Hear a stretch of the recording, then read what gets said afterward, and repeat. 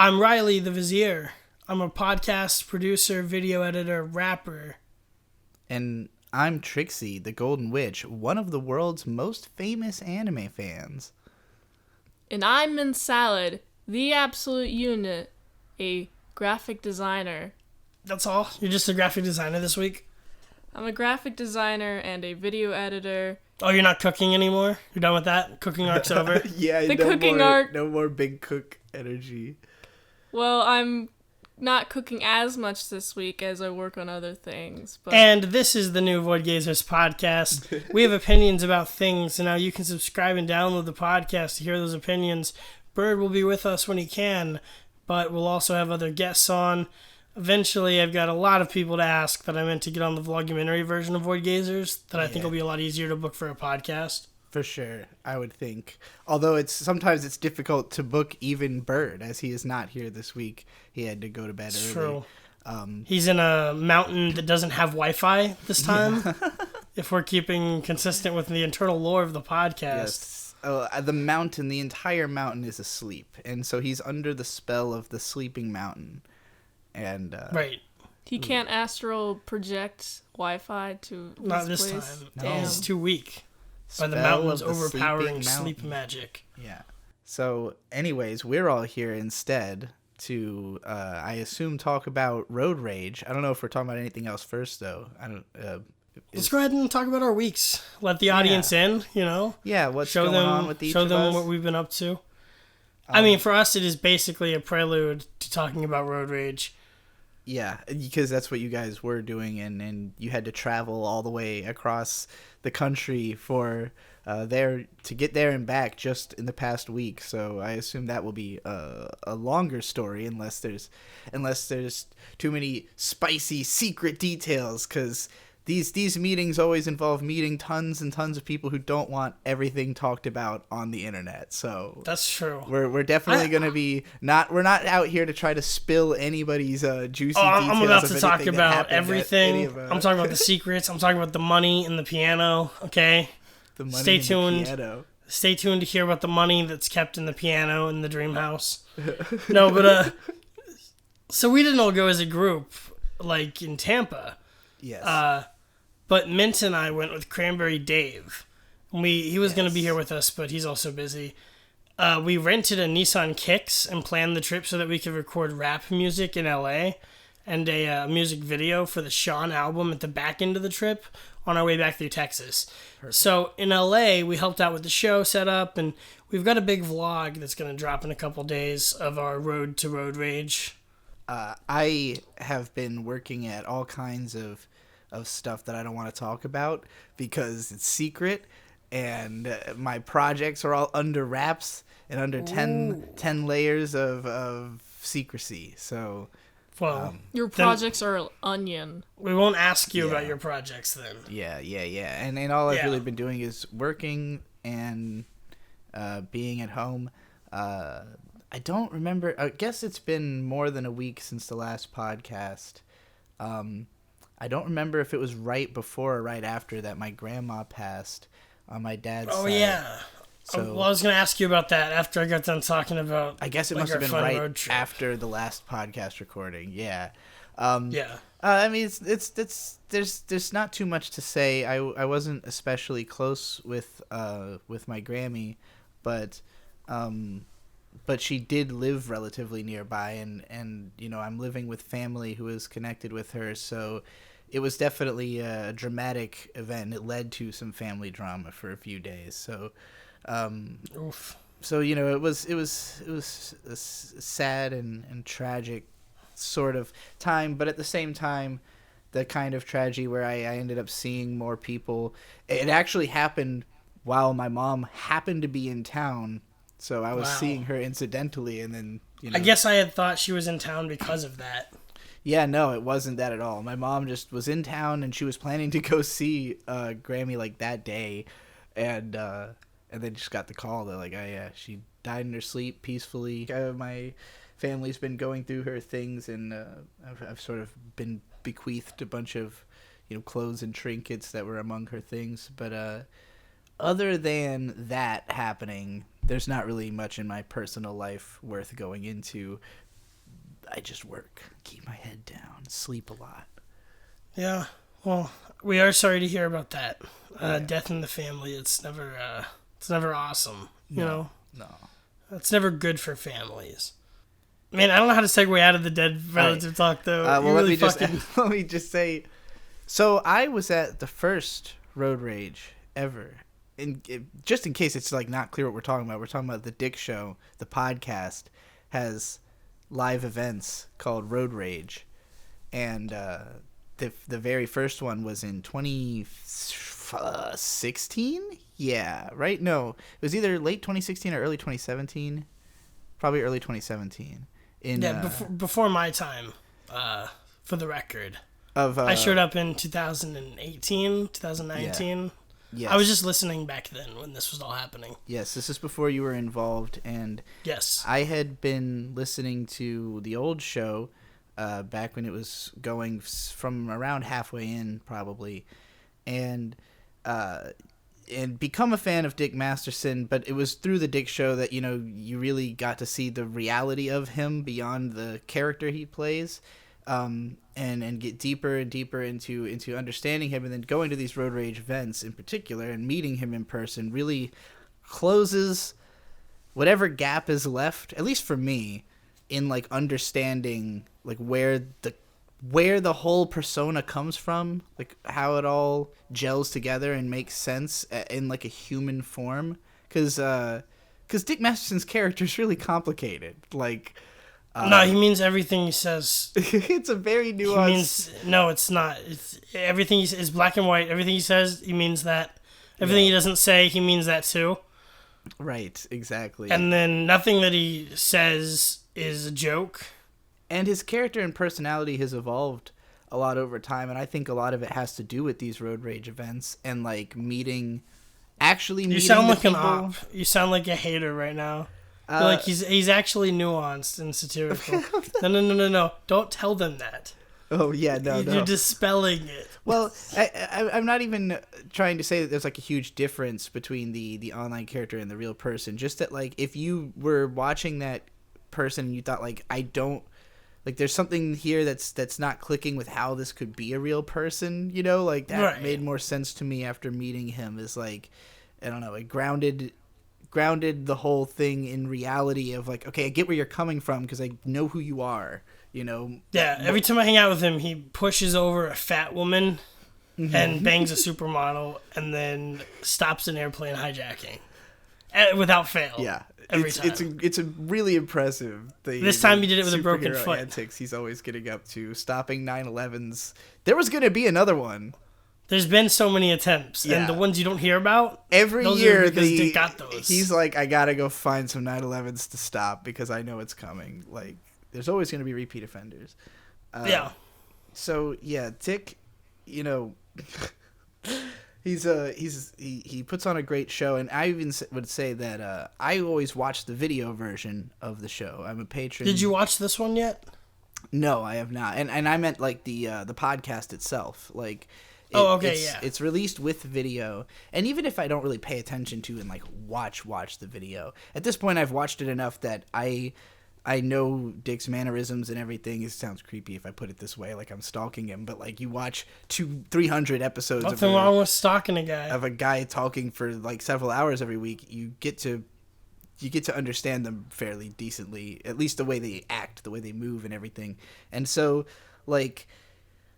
Now even when I'm just listening to it, I can kind of picture in my head what it would look like, but the way that it actually does look was very different from how I had been picturing it before there was video, because again, there's just so much persona even going into the voice, and when you see his face, you see the like big goofy smile, the dumb look on his face when he's saying something really aggressive that through just audio might sound really angry and really intense, Yeah, the smile is how you know he means it more. Yeah. Than if it looked like he was taking it seriously.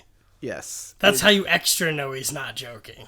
All I know is that his face is about a quarter the face of his face. What? What the fuck? Only one quarter of his face contains his face. That's what I think she's trying to say. It's small all face. Of the features are You're an artist for the Dick Show? Is that your professional take? Yes. Is that how you draw him? You go into it like, all right, look. 1/4 scale of a normal human face, but within I do that. within the area of a regular face. I do that. I make sure to include. I personally draw his face a little bit bigger, so there is less face. Less face between the face and the face. Yes. Between the edge of the face and the interior.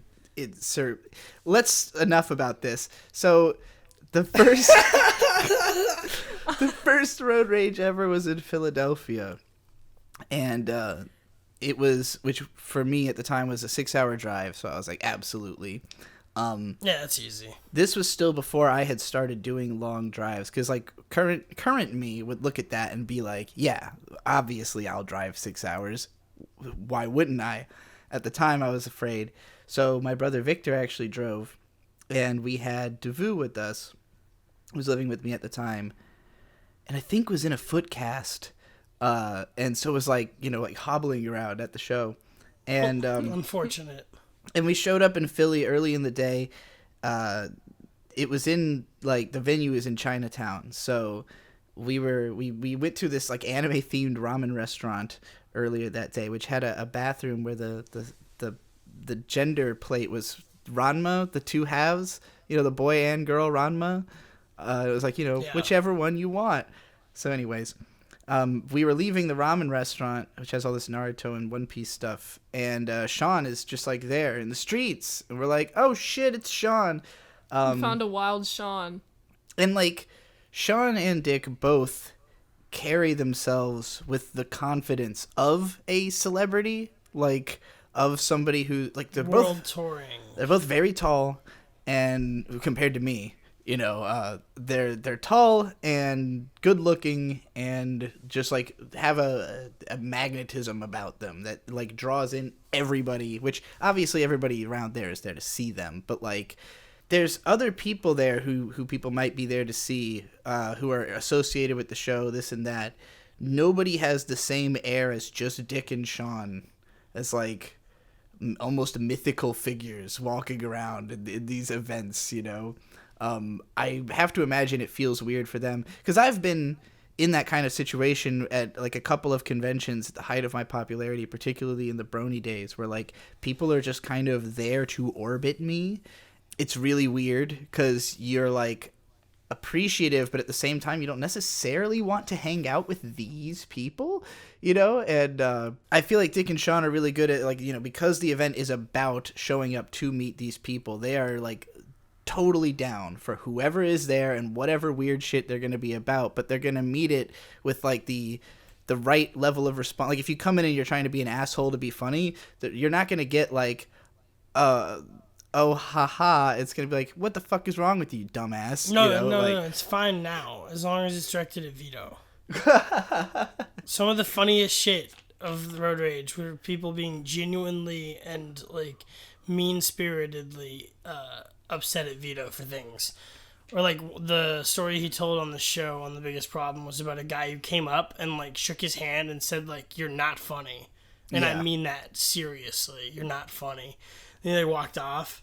That's one of the funniest parts of the show for me. And then I was playing Enemy Weapon with Vito after the show, and dude, the level of animosity people feel towards him, literally funnier than I've ever seen in person before. Obviously, keyboard warriors, like nobody's gonna like punch Vito, but very funny, very funny. I think just to let you know how the culture has changed. It used to be more like that. Like I remember like that in Minnesota and Vegas. It's very like camaraderie. At this one, there were some fangs out, but it's just because Vito is so fucking divisive. There was definitely fangs out at Tampa, but it was all at Ralph. Well, it was you. It was you and Ralph. It was your fault. I didn't catch. Look, Ralph was hugging me backstage and trying to be my friend and sending me to get him aspirin. You specifically were the one who he had something to stand to gain from, like, buttering up to. But I'm saying, like, the crowd was not about him at that show. Like, the crowd was vicious towards him at that show. I guess you're right. It was a lot of... It was sort of like that with Vito. Yeah, it was, but like the way they handled it, Ralph would like stand up and lean into it. Yeah, Vito doesn't. Vito kind of shirks away from it. He goes, "No, guys, It's okay. I apologize. Right. Philly, like you said, was more camaraderie. It was more like, well, we okay. were meeting up for the first time, really. So let's all do this. The only person who I ended up all right, now that we're getting into the people, because we were there super early, so we're kind of wandering around looking for people who are looking for this show, and we ended up meeting this girl. I don't remember her name, but she was the Dick Show trans girl of the time. She was a part of the Facebook Chelsea group, probably. I think the Dick Show Trap. I think Chelsea? so. Yeah, I could be wrong. That sounds right.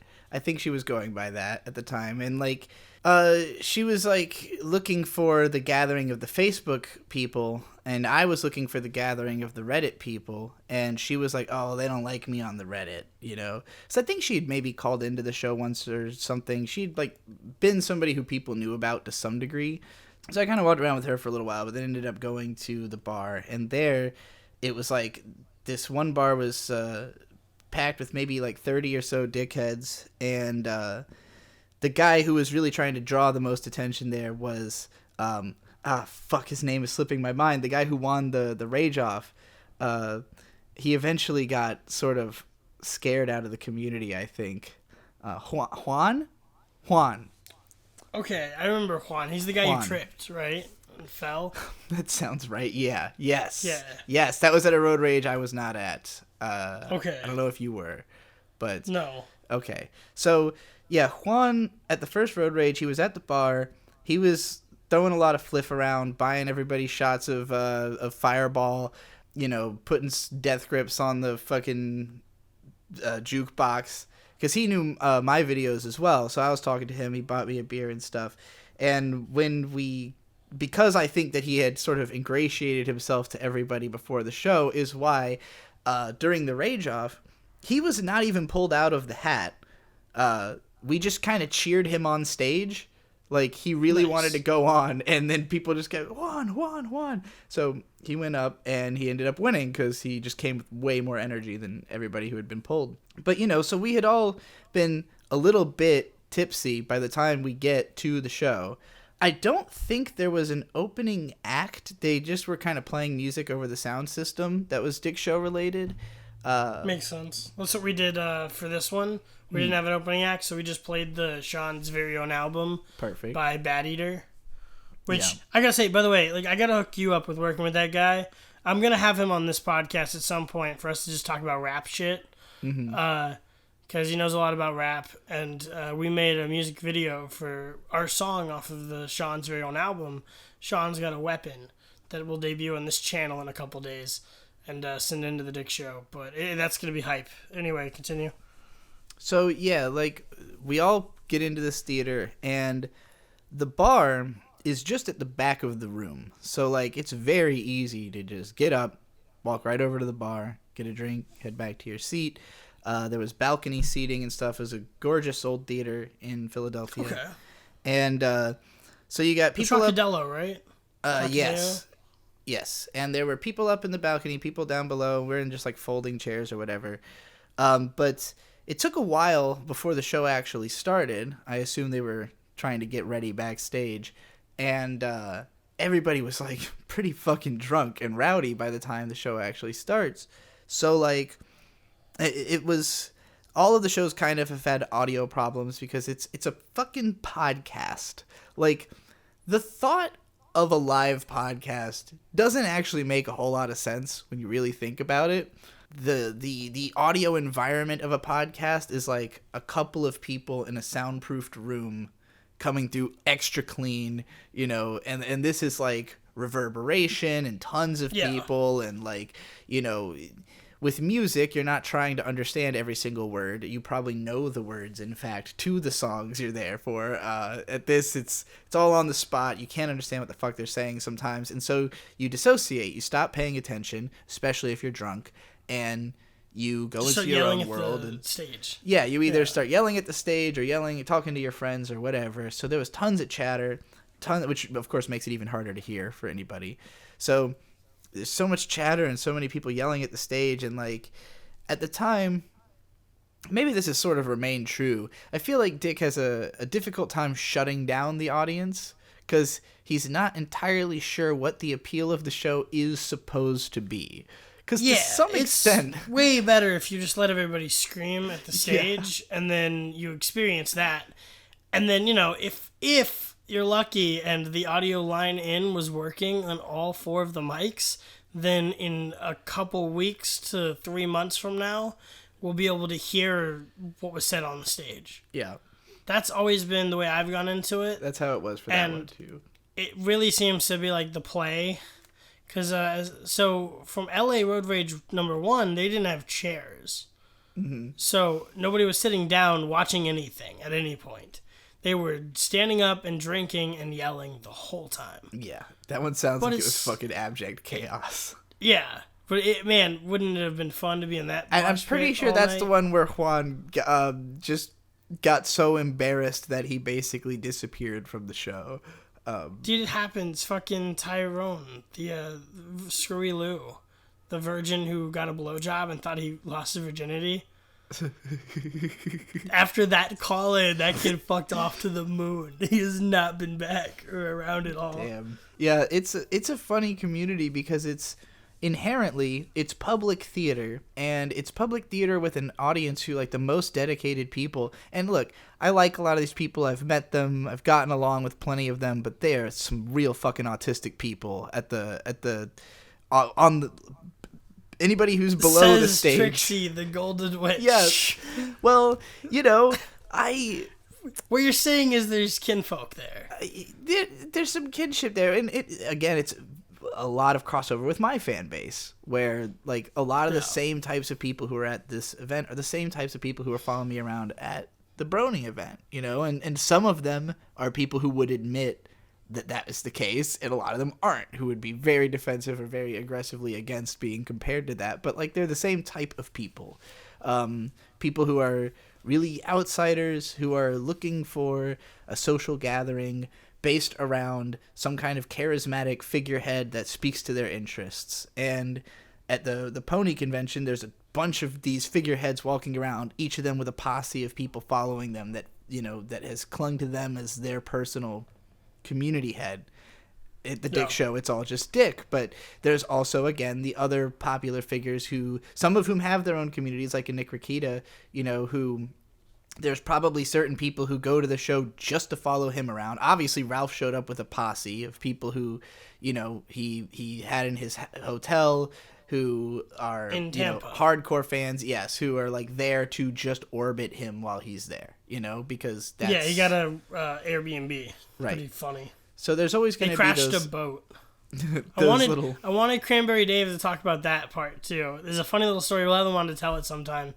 But during that Road Rage weekend, that's why I thought it'd be a funny time for him to tell the story, Mint and I were invited by May and Ralph, who were still trying to play cool with Mint and I, like hiring her for art and being buddy-buddy with me at the show. They invited us out to go boating with them. We said no, obviously, and hung out at the Airbnb with you, Bird, and our friends. Mm-hmm. And Dave, Cranberry Dave, who I had sent undercover as a spy for the whole Tampa event, was at that Airbnb, and he went instead so he could tell me what happened. And Ralph was shit-faced and crashed the boat, like, very immediately. How do you crash a boat? It's not that hard to crash a boat. They were drunk at, like, 8 in the morning. At 8? Why did he go at 8 in the morning? Crashed the boat on the way out of the dock It was area. like you had to do it super early. Why? Some kind of boating it's thing. Boating. I don't remember. You can no, boat my any theory, time my of the theory day. is that he knows that when people go out fishing, they go out early in the morning. I don't think he knows that the reason they do that is the fish part. And so in like a dissociative, like 2 layers removed way, there must be some kernel of like, well, if you go out on a boat, you go out in the morning, idiot, in his brain. That's when it's the you go coldest. fishing at 6 in the morning, dipshit. Like my papa does. Some fucking southern mentality shit like that. I've seen it before. And then like when you have a boat for leisure, you can just do whatever the fuck you want with it. But there's this impulse to use it early in the morning. Yeah. That I've seen in all kinds of people. What do you think, Trixie? It all makes sense to me. Yeah. So I wish Dave was here. Eventually he'll tell that story. It's a little snippet that it happened, I guess. Well, jumping back to the first Road Rage, enigmatic center figures is what you're talking about. Yes, the splintering that happens, and there was less of this at Philly, I think, because it was the first one. It was more targeted directly at Dick and Sean, and there also wasn't a coordinated plan, like, for what was going to happen before or after. So, like, beforehand... like Tanner brought to the table. Right, exactly. So, at Philadelphia... Minnesota, Vegas, there Portland. were different people who had their own plans of what they were going to do, because, again, I was with a Reddit group, there had been a Facebook group, and even that was kind of confusing, because I don't think they had really picked a place till, it was there. After the show, this has sort of become a tradition, and I gotta say, this is one of the most admirable things that I think about Dick, especially about these shows, is that after each one, he meet and greets every fucking person who is there. Yeah. At the very first show, the second the show was over, it was like he went out to the front lobby area where they were selling the merch and just stood by the merch table, and a line formed that went from him all the way back into the stage, basically, into the venue and back to the stage. And they'd shut down the bar by this point. The people running the bar seemed pissed the fuck off by what the show was. Like, they were obviously like, oh no, what the fuck is going on? That's happened at all of ours, too. They cut off my friend because she looked drunk after, like, 2 beers because of the funny way of walking from the boot. So they were like, no, you're shut off. And then I was fucking sloshed. I remember Asterios in the Santa cuck costume. This is when the album had just Billboard charted and everything, so there was a lot of excitement over that. He tried to have the crowd sing along to the songs. That was a nightmare. That didn't go very well. Peach Saliva did an erotic fan fiction reading that went on for a really long time. And the crowd was, kept interrupting, so it kept taking longer and longer. But she looked amazing and sang a beautiful song. She has an amazing voice. Yeah, very talented. So I met her just briefly, shook hands, bought her a drink. 80s Girl was there, but I didn't know who she was at the time. So I didn't know that. And Sriracha was there, and I didn't know who she was at the time either. She also looked really good. I point this out only simply because they're at an event that has so few women, such as a Dick Show Road Rage. For some reason they're all attractive. Well, not that all of them are. It's that the very few who are like extremely attractive and extremely well dressed, it's like really stand out. Like your eyes. This one, sitting in the room, just drawn to certain people. Nobody brought like dates. There were just like people who had relationships. There were like 8 people with relationships, mostly the show crew. Mm-hmm. There was a couple of single women that were there that I was talking to. Yeah. Especially at the meetup the night before. Right, the meetup before, sure. But, like, the show itself, it was interesting. Everyone who had, like, a girl with them was part of the show. Yeah. Or, like, a known collaborator, like a named figure. Like a Birch type. Like, Birch and his wife were there, and we got to hang out with them. Because I always hang out with, like, the lawyers. Like, I'm friends with Keon and Grand Admiral C and Birch, and we'll go talk in the corner of the room. Yeah. And because you can't hear the show anyway, if you're not going to be screaming at the stage, during the show, you find a small pocket of the back of the room to converse with like 4 people. Yeah. It's the same thing you do at Dick's house if the studio is full. You just go by the stairs and like whisper to Randy. Yeah. That's how I enjoyed the show. And so the people that I was talking to, like Keon, being single was weird, but he would have like a girl come up and just talk to him. I think he would like attract the only single females, and then it's like everyone else has like a wife or a girlfriend, like Rekieta or Dick and 80's girl. Yeah. And then me and Mint, and I guess it was the first time I really noticed that lots of people there were just dudes there alone. Yeah. And I don't think most of the shows have been that way. I think it has a lot to do with coronavirus culture. Like more than anything, I think that like finding a date to the show was abnormally difficult. because nobody had like a date. Yeah. You know? I can see what you mean. That was my takeaway. It's definitely a weird show to try the to... LA date culture is fucked. It's a weird show to try and bring a person to who doesn't know what it is, because it's all in joke. It always happens. Like, it happens a lot more. It's shocking how much it happens, I've been to like 4 actually. of these. Yeah. And I've worked like 3 of them. And the amount of people who show up with a date is astounding usually. And I think it's kind of easy to be like confident enough to bring a date to one of these things, and that's probably what I'm usually seeing, is that the proportionate amount of people who will like invite a girl out to see like a comedy show for a stand-up, and the girl might not like the stand-up, and it's not like he knows the stand-up, so there's nothing like interesting there, versus the idea of like, well, let's go to this place where everybody's going to be like friendly all night, and there's going to be a huge after show like drinking culture going on. I think it's easier to invite someone to one of these than you would think it is.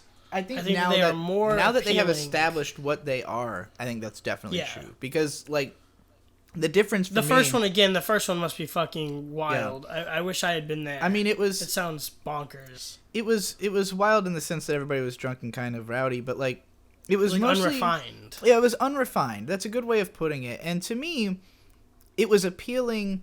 Like, I went into it with no expectations, and that's the biggest thing. Is like, there are people who are flying in from Sweden and stuff, and like people who spent a lot of money to be there. You know, for me, it was a 6-hour drive. It was not really a big deal, but like, I didn't expect it to be great, because I was like, what the fuck could it even be? Like, what could this show possibly be?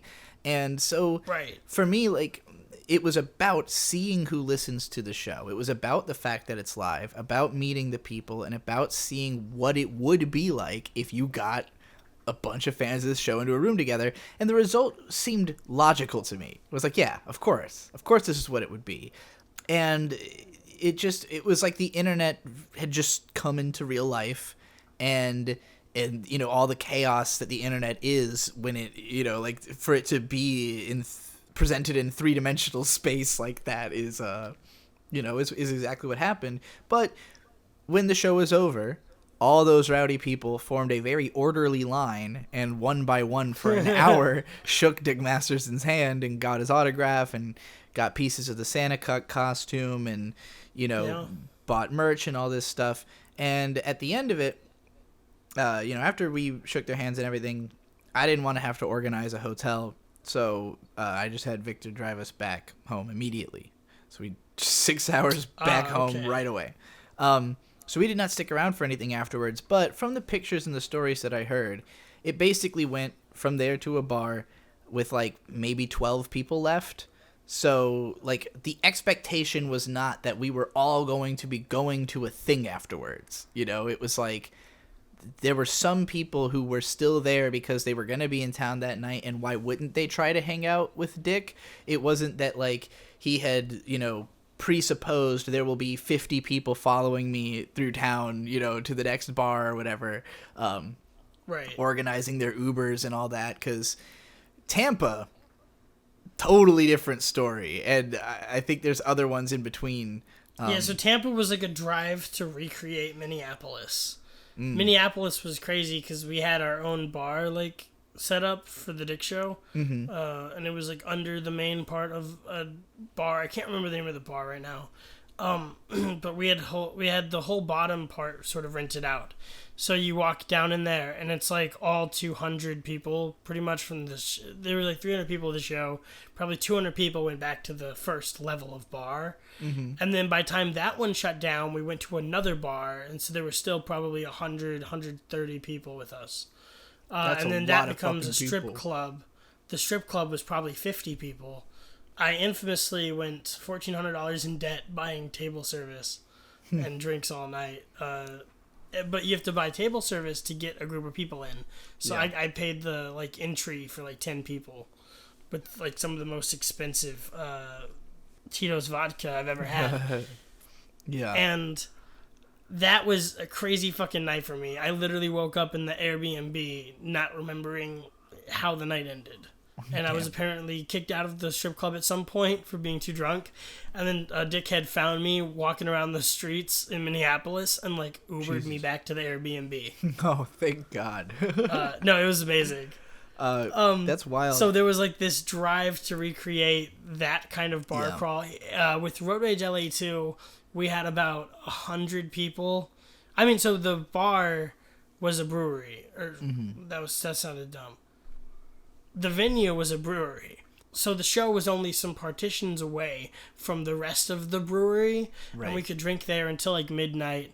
And then probably 100 people, 200 people. There were probably 180, 200 people at the show. Sounds right. And then there were probably 140, 150 people who just stayed around after and just drank. We kept the whole place filled up. There was a 2 or 3 block bar crawl that shed us down to 80 people or so. And then there was another bar after that where there were probably 20 people. So it's like the drop-off rate was pretty much to be expected. Tampa was probably, I want to say, because the show was pretty populated. There was probably well over 200 people at that one. And what a good bar crawl rate, though. God damn. Yeah. And Tampa was like, because of the size of the theater, we call it Tampa, but it was really Ybor. Because Tampa Ybor was City. the Fugazi to make it so that it wouldn't get canceled by Maddox trying to call in. But and it's the same place. Like they're nearby, yeah. But Ybor is crazy. It's a crazy-ass party town. Very seedy, very populated. In the middle of COVID, like in the middle of lockdown, it had more people in it than Vegas. Like, it was crazy just how many people were out in the streets, like beyond... It made our party not look like it was that big of a deal, you know? Like it wasn't the only thing going on tonight in this town. So, but... There were chickens and shit. Again, this is I think part of what makes these events so fun is that, like, the types of people who are going to these road rage events... Probably most of them aren't the type who normally go to a ton of bars and strip clubs and stuff like this. And it's sort of like the comfort and safety of knowing guaranteed. Like, you're showing up with people you know who you can talk to about something. And, like, you're all here as a group. So no matter how fucking weird you are, like, it all... You know, you have a power in numbers. So, like, I think that enhances it to a degree.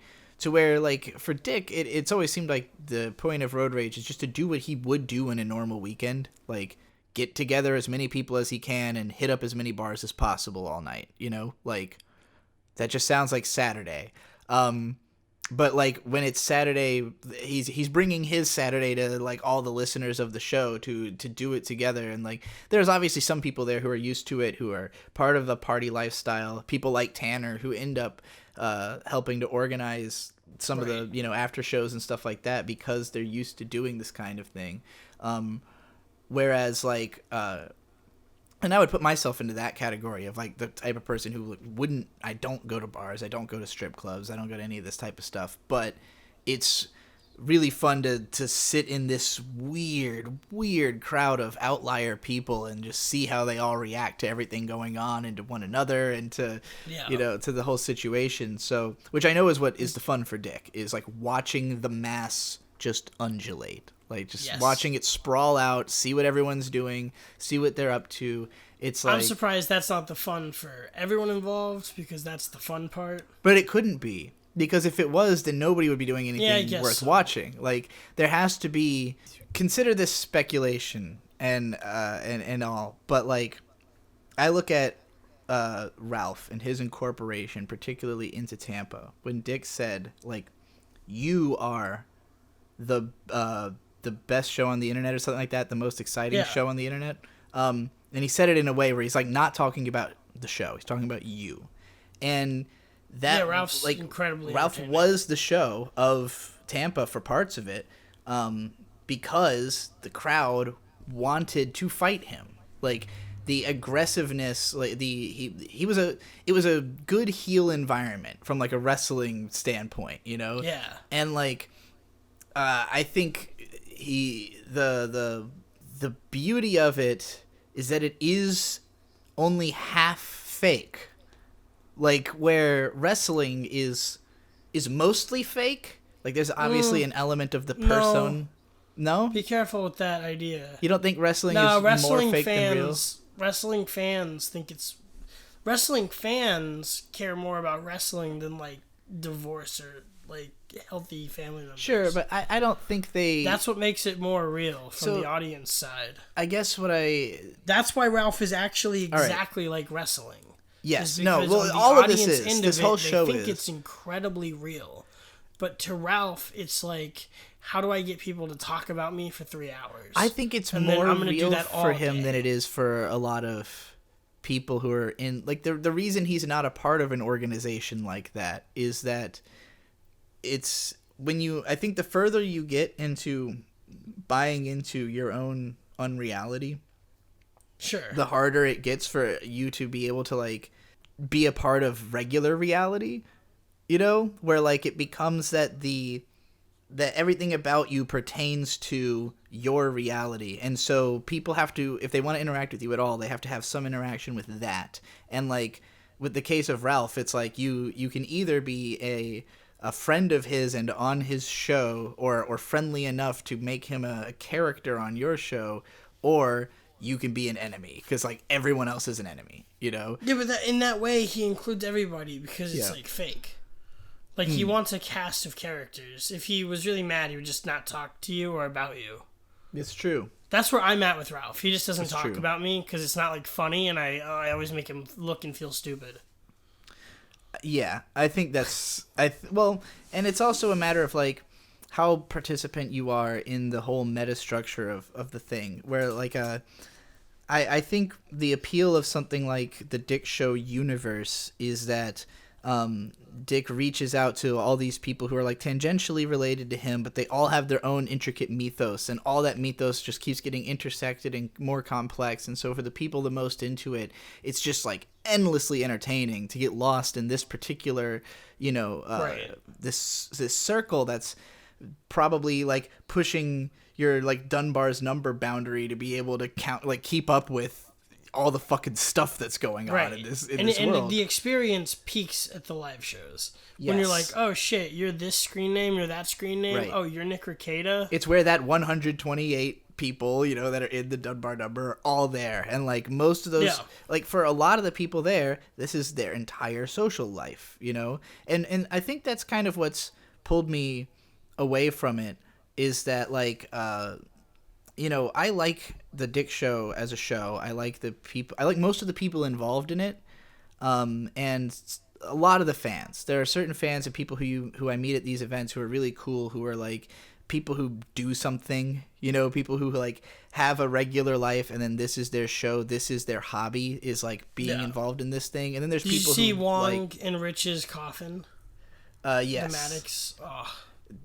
Eric Wong's a great example of, like, a person who has a life, but this is their side thing, is, like, being involved in this. But then there's the people whose life is, I live on the internet, I'm keeping up with all this bullshit, you know? Why are you attacking me right now? I thought we were friends. And, like, and that was me for a while, was, like, I was just, like, an internet denizen. And so, like, the more I've gotten involved in other stuff, the more it's, like, I appreciate the live shows, especially because they tend to draw in fewer of the people who live online and more of the people who have a life and this is their side hobby, because this is the most exciting way to experience the side hobby. Like, this is the zenith of involvement in this thing, you know, in, like, a direct, like, okay, this is going to be a fun, engaging event. Whereas, like, people who are just sitting at home keeping track of, like, internet discourse, I guess, or like, whatever's happening in their little web all day, every day, it's like, I don't think that as many of those type of people are even drawn to this kind of event, which there's obviously some there. There's always the you know, the Karen farmers and everything. Who are lurking about, but that's also really fun. Yeah, but now they're just fucking with Vito, so it's also fun to see. Someone said I smelled like weed. Can you believe it? I was the easiest to talk to, but I smell like weed. What a disappointing review. I think the most fun people to run into, to me, are the, like, A-logs, because yeah, it's always some like dodgy, ugly like person who, you know, is like kind of trying to, like, obviously keeping tabs on you but doesn't want to talk to you or doesn't want to say something that would make them accidentally seem like a fan. Like, they're very concerned about how other people will hear about the interaction they're going to have with you. And that's a way that I don't really think that way unless I'm like live on microphone, maybe to some extent at these events because I'm there as like a celebrity, but like I try to react to things naturally. And it's funny when I see the kinds of people who are like really taking a lot of time to calculate everything they say because they're so concerned about how this interaction is going to be perceived later by the other people they're going to talk about it with. And I get a lot of kick out of that. Just like meeting trolls in person, especially when they're like really snivelly. It's really funny. yeah. Because like it's easier when you have... It's better when they don't talk to you. When they don't even talk to you and you hear later that they are observing you, or like if someone posts a picture of you, that's the funniest shit. Yes. It's great. I can't imagine not like walking up to someone and saying like, "Hey, I fuck with you on the internet," because like that's like way funnier, right? Yeah. I don't know. That's the difference between me and like an internet troll is like if I got the opportunity to walk up to like that was how I met Patton Munchie. Oswalt, I'd fuck with Patton Oswalt. Oh, did he fuck with you? Munchie was sending me pickup lines every day on Tumblr for like a long time in my Ask box, and then like at BronyCon just stood up and was like, "Yeah, I'm the person who sends you all the pickup lines in your Ask box," and I was like, "Oh, that's fucking hilarious!" Like I was so impressed that he would actually admit it, that, you know, ended up talking to him, but exactly. But yeah, like like you said, that's way more impressive. Whereas there's other people, the people who are the least impressive, the ones who really like grind my gears, are the ones who are smiley glad hands in person and then talk endless shit online. Oh, bro, Cantillion's apologized to me, and I was like, yeah, I don't care either way about you. Go ahead and apologize, and then you're gonna say something on the internet tomorrow, and then you're gonna apologize the next time we see each other. I said that to his face, and I told him that too. I was like, look, you're gonna go back on Discord, you're gonna be like an asshole, and then you're gonna apologize the next time I see you because you live out here, and I'm never gonna stop seeing you. I think that it does take a second for some of these people to realize in a close-knit like audience or listener base that has live local events. That aren't even local to like an area, they're just live events all around the country. Yeah. Is that we're gonna keep seeing each other until they stop showing up to the shit. Like for like 30 years, you know? Well, and I think everybody until I get bored of it or Dick dies or something, like we're always gonna see the people who are like, oh, I'm a Kiwi farmer. Like just say hi. Everybody in the community is differently aware of that. I feel like I'm actually less like I come into everything with the mentality that like you can't get rid of me because because life has already tried. Like every other aspect of life has already tried to get rid of me. This is not scary, you know? But, like, you can make it annoying for someone to, like, you can make it unfun. And, like, the Dick Show audience for me, like, going in the Discord, unfun for me. Because there's only a few people who really, like, run it, and they're, well, I don't know how it is right now. I can't speak to the current stop state. Stop attacking me during this episode. I thought we were friends. But, like... I don't know what it's like in there currently, but like I'm the one who runs the Discord. Oh, I don't mean run it as in moderates it. I meant running it as in like running the culture. Oh, like the little gang of teenagers who hang out all the people who are there all the fucking time. School. Yeah, because that's the thing about Discord. And I thought you had a moderation complaint. No. I moderate exactly as little as any good mod should. I generally. I'm sorry I let them bully you. I hate Discord groups in general because of the fact that the people who are always going to spend the most time in a Discord group are the ones with the least other stuff to do, who are the most in need of community, the most in need of some kind of sensation of like attention or power or whatever they're getting out of being a part of a thing, and they're there all the time. And so like with the Dick Show community, it's like there might be a couple hundred people who are like in the Discord, but there's like 10 or so people who live in the Discord. And like for them, their life is basically being acknowledged as representative of the culture of that Discord, which vis-a-vis for them is the culture of the show, because it's how they engage with the show, even though, you know, it has nothing to do with how people on Reddit feel or people on Facebook or wherever else, people who are just listening and don't give a fuck about community on the internet. But like the people within each individual community, like the more involved they are, the more they care about their reputation within that group and having control of its culture. And so when, you know, you present anything disagreeable towards that culture, then it's just like they're gonna hound you all the time, you know. And like and it's like that in each sect of the fan base, but the Discord in particular is where I tend to get shit in the Dick Show fan base. And I hate Reddit. Fuck you, Reddit. Right. Like, and I don't use Reddit at all as a website anymore, so obviously I'm not using that. Whereas like there was a time where I used the Dick Show Reddit and it was fine. It was just any Reddit community, basically. Yeah, you sound like a Redditor. All right. Oh, it was fine. But you know, any Reddit community. I think again, like internet communities are only able to be as toxic as they are because the kinds of people who would just get beaten up in real life, you know, end up living in those kinds of places. And that's why it's so fun to go to Road Rage and see those people either cower or simp or, you know, or run away. And like if any of them actually has the gall to step up and be a human being, they tend to transform as a person, you know. Like I've seen people who start off as trolls and then like when they realize like what it actually looks like to a person who's like, hey buddy, you know, like I do a show, like I'm not when I'm off camera, I'm not waiting for you to jab me with a one-liner or whatever or you know, maybe that's no fun. You and Vito not having any fun. I want the jabs. I'm actually upset. I got to get you out to another live show because people were being entirely too nice to Mint and I. People kept saying Mint's not fat. People were like, "Oh wow, you look good." I'm like, "What the fuck? What do you want her to gain weight? Yeah. Why are you fucking poisoning my girlfriend? Call her a fat bitch like you're supposed to because months of shaming has made her not fat." That's 18 months of shaming was good for her. So like people were being nice to her. People were like just meeting me and being nice to me. Like I said, even the Kiwi farmer wrote that I was the easiest to talk to. He wrote that if I just made fun of Ralph, I'd buy you a beer, which is true. All you have to do is make fun of Ralph in front of me, and I will buy you a beer. That's hilarious. I get a lot of money from the Dick Show specifically so that I can buy people beer with it for making fun of people I don't like.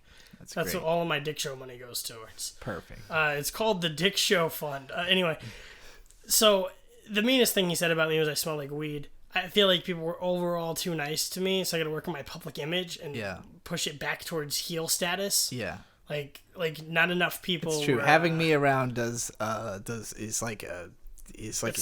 putting a look. If I'm a gasoline canister, then you're the badge, the lit flame for sure. Exactly. So we need you around. Mint is just too affable. She's too goddamn likable, and she'll just fade into the background. You won't even know she's there for well over an hour recording about Road Rage. What? You lost your voice in the amount of time. You didn't talk for so long that your vocal cords stopped working. They've oxidized like a bicycle left in the rain for 80 years. And now it's all like rusted and ironated. I slip into the night like Batman. Mint, we gotta get you talking. What was the first Road Rage that you went to? The first Road Rage was Tampa, actually. It was going to be the LA 2 back in 2020 before coronavirus pushed everything back. Well, Maddox specifically got my fucking Road Rage at Busby's canceled. Yeah, Maddox killed Riley's event. That's why we had to have the funeral 2 years later for it. So we finally got the funeral done, so... Yeah, so that was supposed to be your first one, though, the funeral. Yeah, that was supposed to be my first one. Wow, you've finally gone to your first Road Rage last week. But that was my second one last week. But yeah, you went to Tampa then? Yeah. What was Tampa like for you? Wait. No, before we do Tampa, because Riley, in between, there's two events that you went to that neither of us did, right? Minneapolis and Vegas, I think? Yeah, I was at Vegas and at Minneapolis. I don't want to talk about Las Vegas because I lost a friend that weekend. Yeah. Rest in peace, Alan. Minneapolis was a lot of fun because for that one we had rented by far the largest Airbnb that I had seen yet as a group.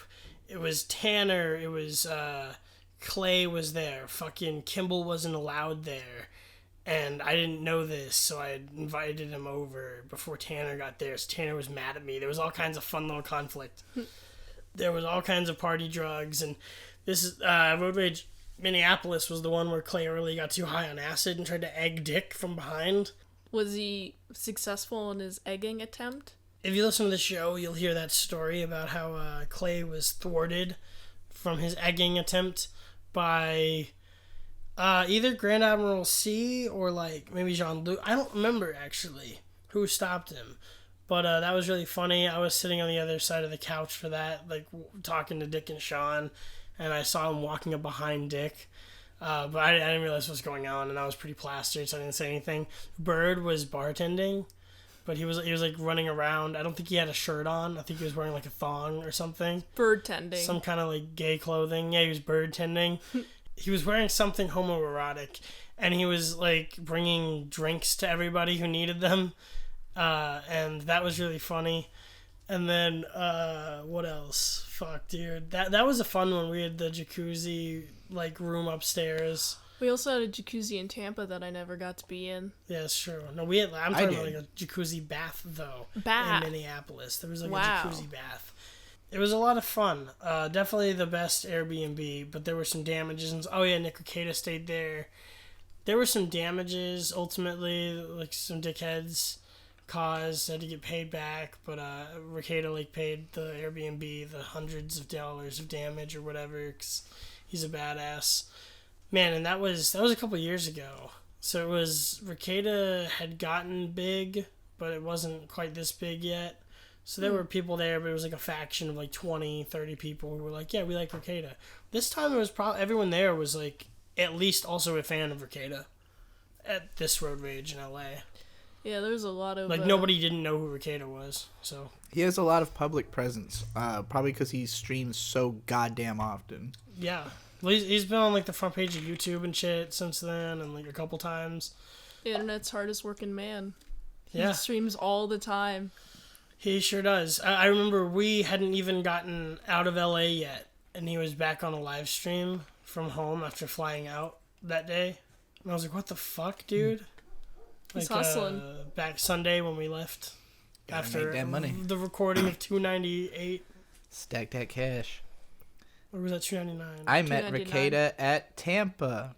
And, I mean, all I did was really shake his hand and sort of say hi. But, and I met his wife. He's cool. She seemed really cool. That was my experience with him in Tampa, but seeing him back in LA, I got to talk to Lady Rackets a lot. She is cool. She's really cool. So you were doing the merch booth during the pre-show, like lead up to the show stuff. I was mostly hanging out with Lady Rackets and 80 Girl, and we're... Hee Silly. And Hee Silly and her friend and some of the lawyers who came up, and people who just came up to us and started talking to us. Yeah. Talked to a little Ori bit of and Vito. the Badger. Oh, I got a picture with him. I met a lot of people there, and I definitely want to meet more people in the future because it's always a good event to meet people at.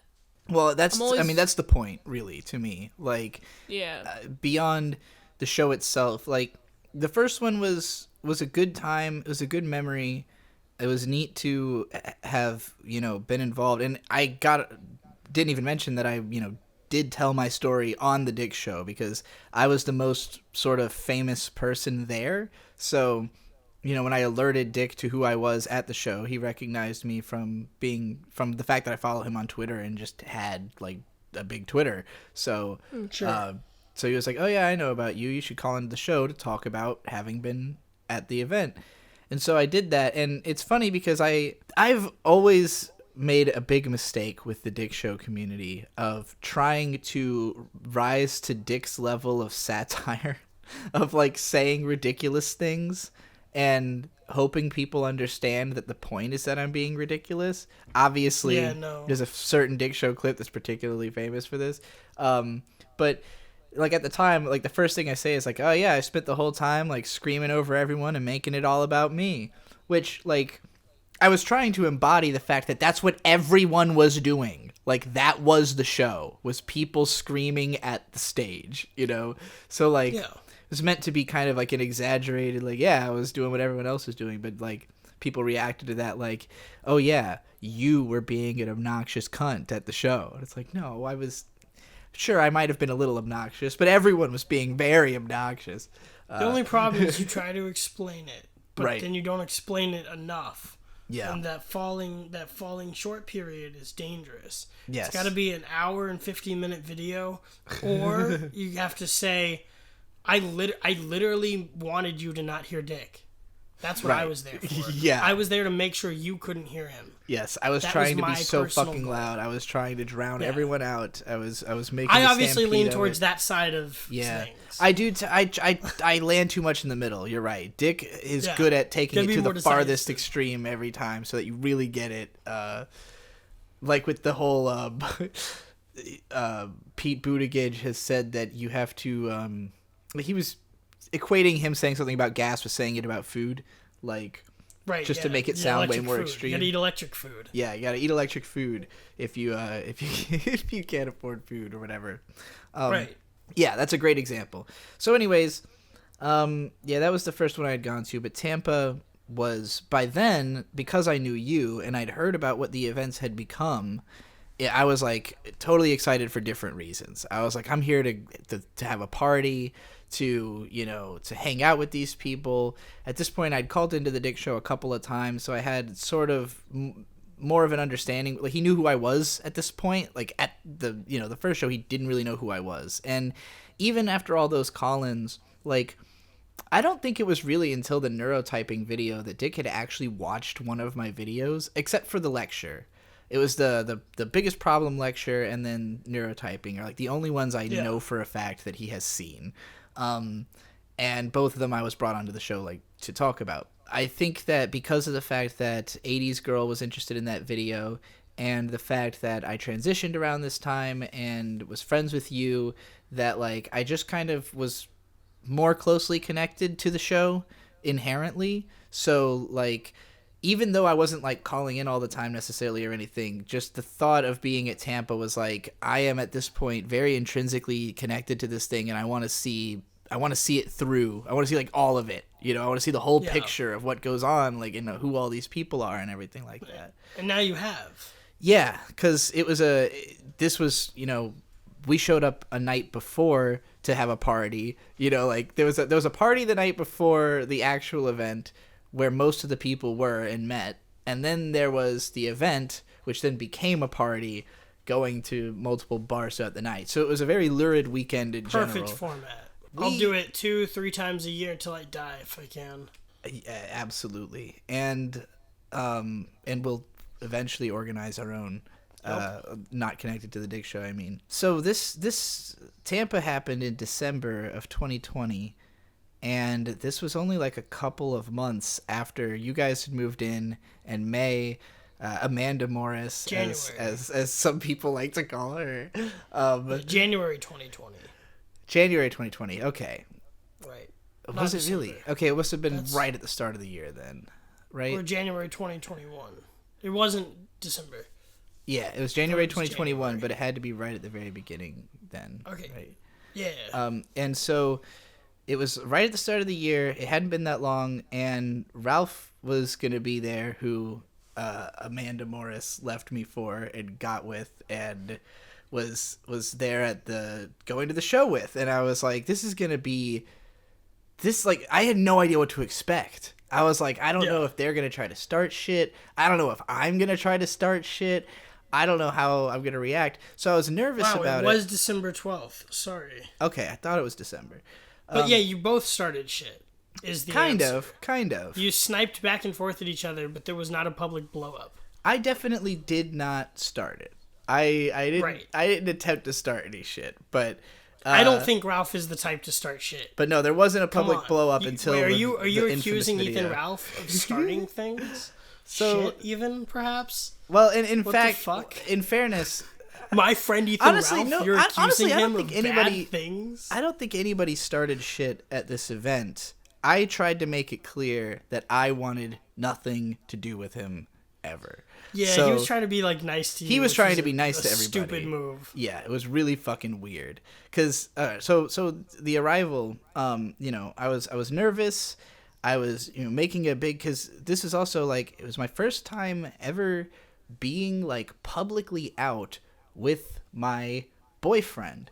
Not just that it was Bird, but that I never had a boyfriend that I've been publicly out with, you know? So like, this is the first time I'm going out to be like a woman at an event with a guy who, you know, Bird is a good-looking guy. He's respected by a lot of people within the Dick Show community because he'd been at these other events and met a lot of these people. He's on good terms with them. And everyone thought he was my gay boyfriend. and you guys having such goodwill with all these people helped me a lot to be able to be there, because I don't think I would have had a good time going alone to any of these events. Like, if I had gone with friends or with my brother, like the first one, I probably would have had more of a passive, like, you know, kind of talk to a few people, see the event kind of thing. But, like, it's because of the fact that you guys were, you know, already, like, these people already respect you, and then you guys were vouching for me, that it was like they had to kind of approach me differently, where it wasn't aggressive on site because I'm with people that they don't want to offend, you know? And so we'll have Eric Wong on the podcast at some point to talk about you guys meeting for the first time. Yeah, that would be interesting. That was great. But yeah, like, it's just people who might not have given me the time of day were kind of okay with me, and it got my foot in the door to show what I'm really like in person, which is pretty fucking milquetoast for the most part, and, you know, just like a wisecrack every here and there, and nervously smiling. So, you know, I usually get along really well when I meet people in real life. I've never, like, had negative run-ins with people unless they were, like, abjectly crazy or doing something like really weird, you know, at some conventions I've been to. But, like, you know, I didn't have any super negative run-ins with anybody, with the exception possibly of Ralph, who just, like, so we got to the Airbnb that we were staying at with our friends who were really cool and got us an amazing Airbnb for everybody to stay at.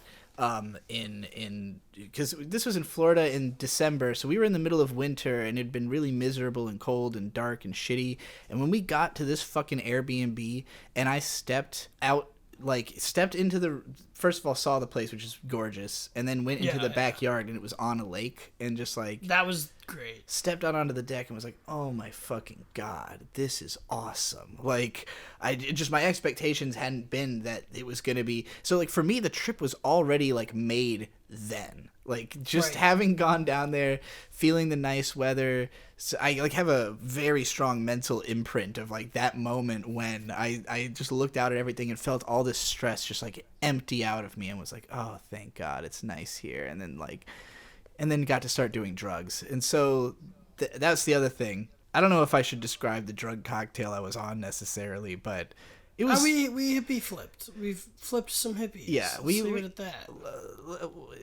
More than anything, it was the most drugs I've ever done. On both nights. So the first night... Oh, anyone who saw you could tell. Much like Tony at this one. Yeah. There's a certain level of intoxicated. You look at someone and go, oh, that person's high. Well, and you had the big eye high. Yeah, Tony I have the funny Tony face. Had the, I'm walking around with my eyes closed high. I mean, if you want the epitome of it, like, my album, The Witch in Gold, has a photo of me as the cover. And I have this very weird, like, asymmetrical smile on my face. It's just very, like, dazzled and tweaked out. And it was like someone who was at the event was there with a camera and just took a bunch of decent photos. And, you know, I asked if anybody had photos of me at the event. He sent that one, and I liked it enough to make it an album cover. But, like, not because I think I look incredible necessarily. It's just such a weird face that I could only ever make that face on that amount of drugs. Like, it's like the way it's contorting.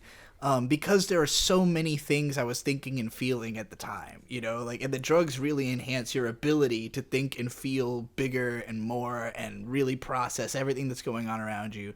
And, like, so, you know, at this event, you know, we showed up with our crew, and our crew looks like fucking badasses. Like, everyone shows up extremely well dressed. That's the way to call it. Well, like, particularly when we're with the Bucket. Because the Bucket are like literal badasses. Like, they look like... Oh, yeah, I get you. Look like they don't look like they belong there, which is really funny because they play into that. Like, they make that the joke. And, nobody knows who we're talking about, which is good. But, like, that's the idea. But it's boring podcasting. So. Yeah. But the people we were with, we all looked cool. We all were, like, dressed well. And, like, it was... for me, really was just like constantly going through this feeling of like, this is a social debut moment. This is me like showing everybody what it's like. Here's me as a woman trying to be a member of society and be a person of note at this event full of people of note, soireeing and getting to know people. So the first night was mostly just like trying to hold down the drugs and shake everybody's hands and like get a sense of who's there and what they're up to and what I need to be worried about. Ralph came up to me at one point and said like, we're cool, right? And I said... like Mundane Matt. And I said, we Ralph... cool now? Yeah, he literally did the Mundane Matt, we cool now. And I said, no, Ralph, I hope you fucking die. And walked away. And it seems like that got into his head that I'm like working against him, which... my intent was more like fuck off and die, asshole, never talk to me again, Right. But it seemed to be effective because it clearly made it so that he and May knew to stay away from me and Bird throughout the rest of this thing, which led to some really funny stuff. Yeah, you didn't get invited on the boat ride. Only we did. Ooh. What now? Trixie, are you jealous of us? No, not at all. I'll gladly testify in any court in America that I sold him Molly that night. Ethan Ralph, I sold you drugs. I have the receipts. I think it'd be funny to be like, oh yeah, I'm willing to go to jail to testify that I sold drugs. Because it'd be funny. It's just funny. I'm here for the jokes, folks. Yeah. Mint, what did you think of the first night in Tampa when we were at the bar? Meeting everybody. I was still 20 at that point, so I wasn't able to drink. Right. But I was on a cocktail of drugs, and I was talking to everyone more than usual. It was probably the most amount of talking I did with people at any moment in my life. Yeah. It's interesting. Yeah, you were pretty reclusive at this one. You just kind of hung back. You were definitely very active at the Tampa one, whereas I was the one like withdrawn and like kind of waiting for people to come up to me just because like I didn't know what reaction I'd get out of people. And again, the drugs where like I was having moments where my vision would just turn to static and I'd like blink and be like, what the fuck, did I just die and come back to life? Like, what's going on here? So it was a little trippy. Yeah, it was definitely more reclusive. You know what was really cemented to me on this trip, though, I just gotta say, is that no one can handle drugs, and it's embarrassing.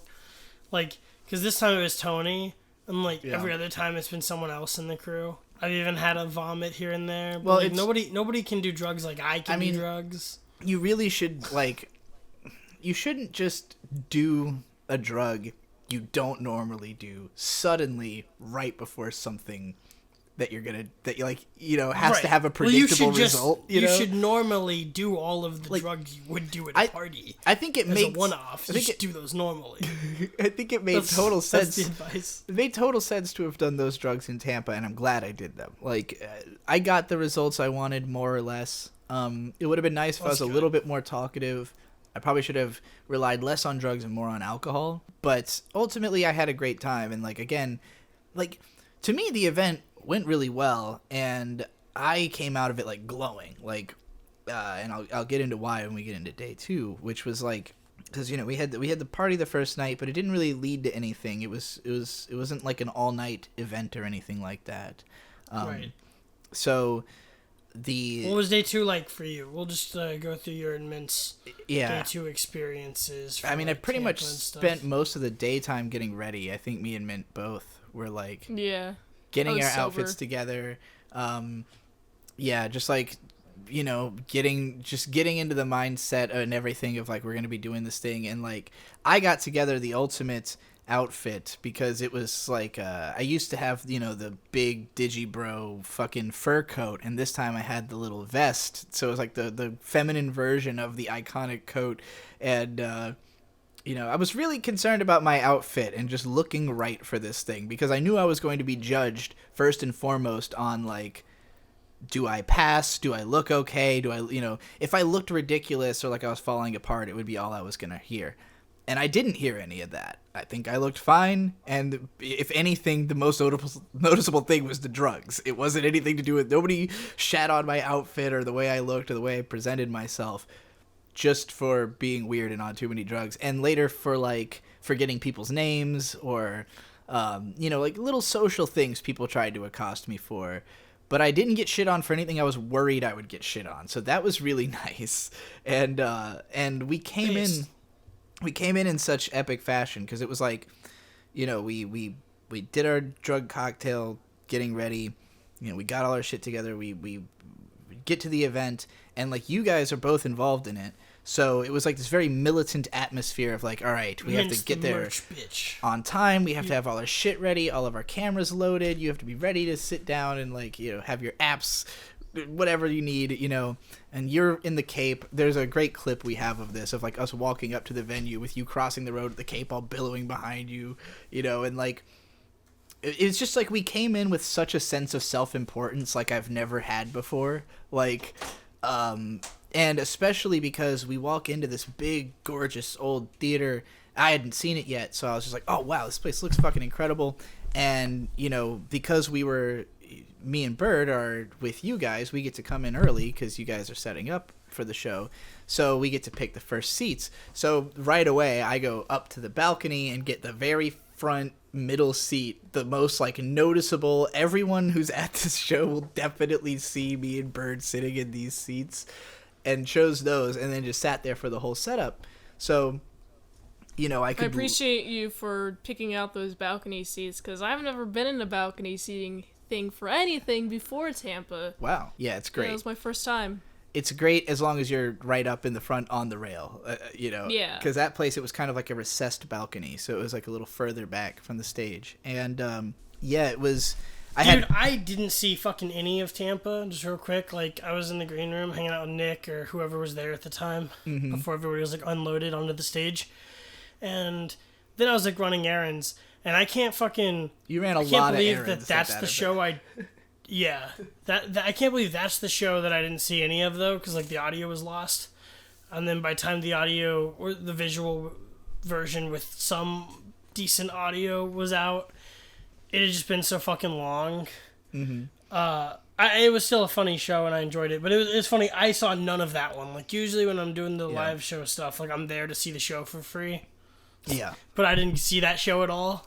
And then he lost the fucking audio for it. It was a particularly... It was a weird but very grandiose kind of show. So it was the big ticket one where they had, like, every guest on Earth. Because Ryan Long and Ryan come out, Danny Polishek. Egg White. Are we both going to say it the whole time? Here, I'll let you finish. Yeah, well, it started with Eggy. He was the opener. And...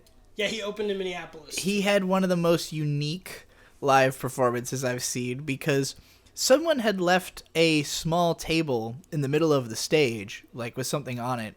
I think the laptop on it. And Eggy just, like, doesn't... And I could see all of the thoughts going through his head. He's that type of person where you can kind of like read his mind sometimes. And so he's standing there. You can see the emotions going through him as he like looks at the table and considers if there's something that could be done, but then chooses to do nothing about it. And so therefore starts walking in circles around the table for a lot of the performance as he's like screaming the lyrics, Alex Manassian, like tearing his shirt off and whipping it around. And just kind of like marching in a circle around this laptop. And like most of the crowd was just kind of like indifferent. Just, you know, not a lot of hip hop fans or people who really understood what's going on. Sound was a little weird. And just his performance was so... It's like he was repelling your ability to pay attention to him to such an extent that it was compelling. To me. Yeah. Like nobody else was paying attention. the show was a lot better received in Minneapolis, I think. But also, dude, in Minneapolis, like, his belt broke before the show, so he made one out of Gatorade back at our Airbnb. I remember you telling me about that. Because he ended up crashing on the floor at the Airbnb in Minneapolis. Yeah, he, like, made one out of a Gatorade, like, packaging, like, for the whole 12-pack of Gatorade bottles. And everyone watched him do this, and everybody's thought had to be like, dude, I'll buy you a belt. But, like, you're watching him do it, and you can't, you're not going to say, like, stop. I'm sure a couple people offered. He just, like, insisted that was the move.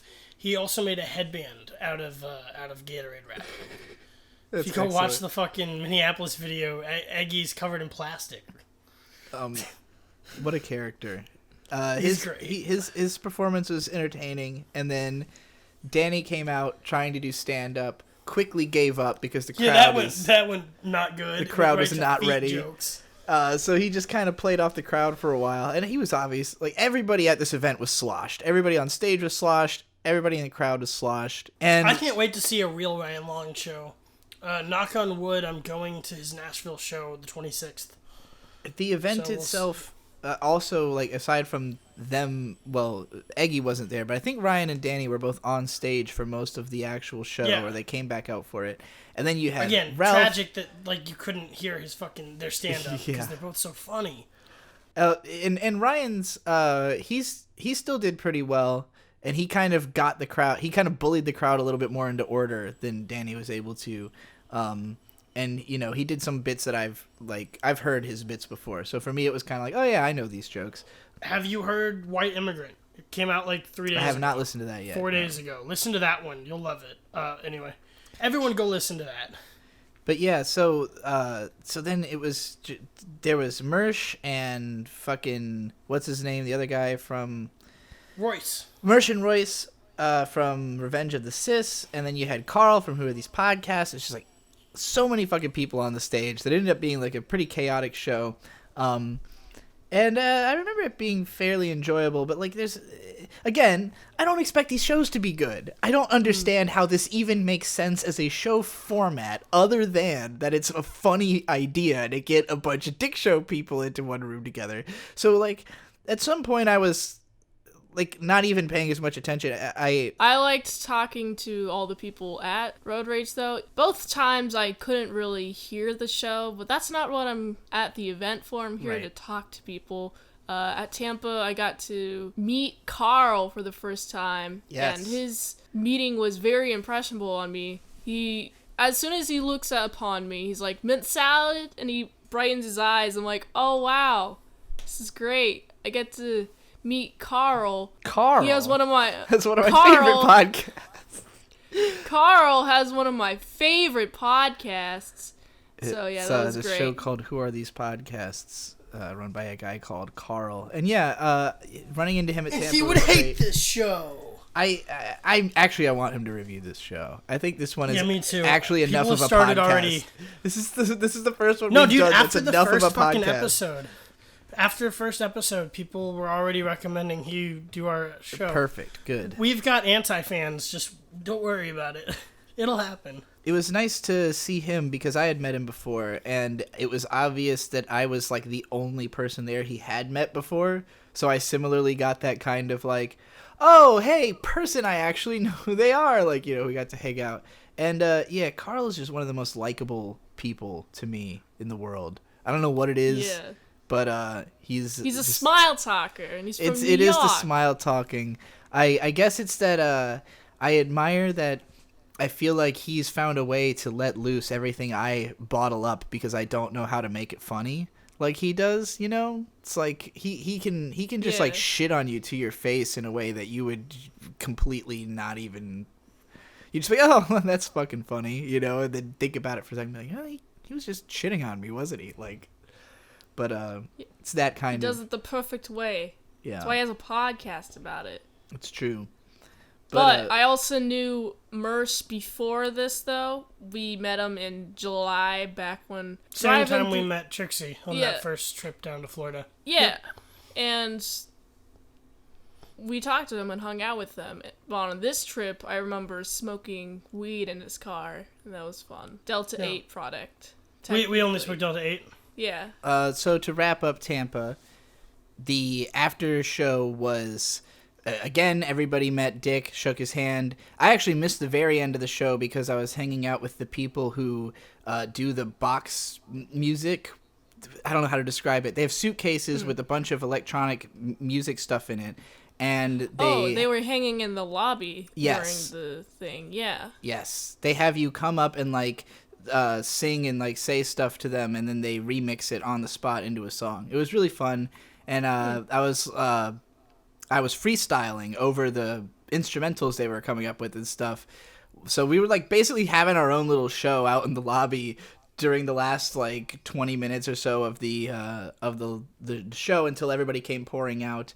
And the funniest thing about going into the night from that point for me is that as everybody's hanging out with Dick and, you know, we're waiting around kind of meeting people, you know, waiting for the event to sort of be over, you know, Dick and 80s Girl start heading to the next bar. And so me and Bird go following right behind them. Like the second I see them leave the building, we're like, all right, there's the action. Let's follow the action.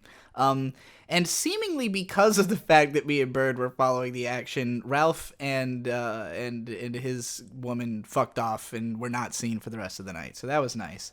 Because, man, I got to have fun and not worry about any drama starting up. Yeah, dude. We got to meet Rusty and Brittany in the strip club. Yes.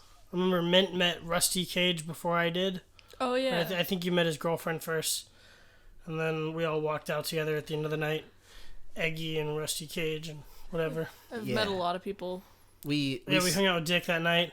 That was good. It was a real quiet strip club experience compared to like Minneapolis or Vegas. I think that night it was a little bit difficult because the town was so active that it was hard to actually find like space for the event we were still doing. Because like the first bar that we went to, only like maybe 15 or so people actually made it into this bar because it was already kind of full.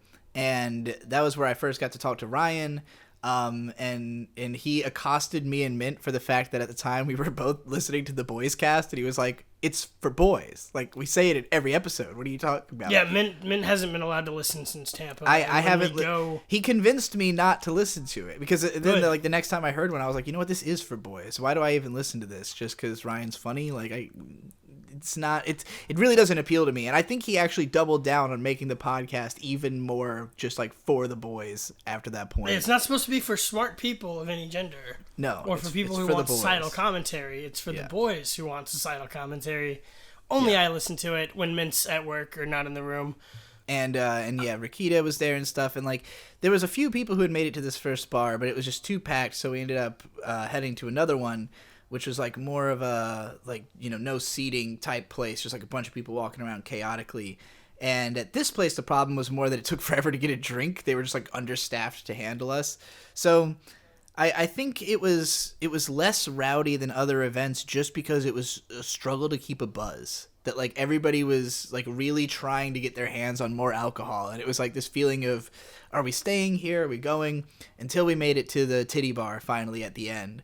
And that was when it all kind of relaxed and everybody just kind of decompressed and let the titties wash over them. And the titties were small; they weren't very big, or small and or ragged. I would say it was not the highest class strip club for sure. I've yet to go to a strip club where they have good sized titties / not ragged titties / no cottage cheese asses. The strip club was where things really got interesting on the people watching front, because that was where you had like the guys who you could tell had never been to one and were fascinated, like sitting right up at the stage, just like totally blown away. And I had never been to a strip club either, so I was like, oh, so this is what it is, you know, like I didn't expect to see so much hooch, because in Virginia, I don't think you're allowed to show the vagina. Weird. When I was given money, like I had a couple of dollar bills and I was giving some money to the strippers, on both sides of me were like guys, and they're just like looking at me. Oh. Just looking at me with them eyes on their face. They're looking at you like, why aren't you on the stage? Like, why do we gotta look at you? And I was just like, I didn't want to stay near them because I didn't want to be stared at given the money, because it is weird being a woman in a strip club. You just gotta say like, "Hey, eyes off for us there. $5, you know, for a look or whatever." Like $5 to have looked at me. $5 for a commission of me. You're not allowed to look at me. You can only look at the art that eyesight I drew of me. Yeah. Yeah.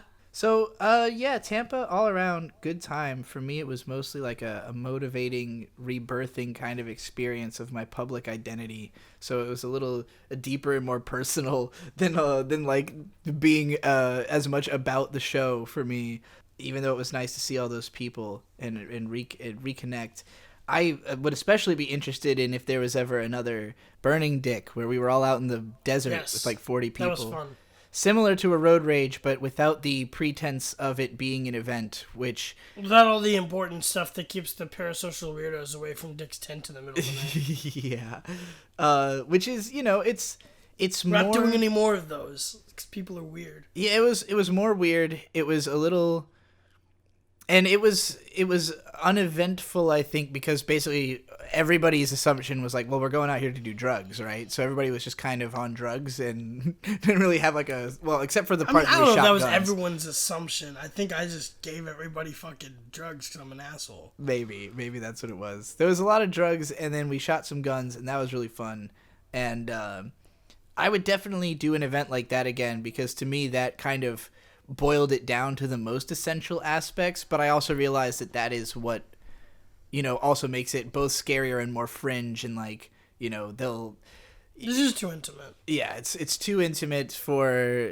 The road rages are already very intimate and already feel like anything could happen and like sparks could fly, and that's when you're surrounded by people and kind of still in regular society, not in the middle of nowhere shooting guns with people on acid, you know.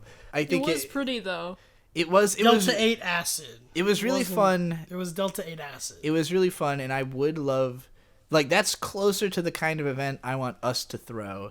But I do think I would probably, like, vet... You know, like, it would be, like, an invite only for 50 or so people to come meet in the desert. It wouldn't be... Yeah, that would be fun. It would be more selective than just, like... Which, there were a lot of layers of abstraction you had to look through to even find out where and when this fucking thing actually happened. Well, yeah, because it was a scouting trip for the idea of the event. Yeah. But we understood how intimate it was, and how that might not translate well to having like 100 random people there, because then anyone could show up and do whatever they want. Yeah.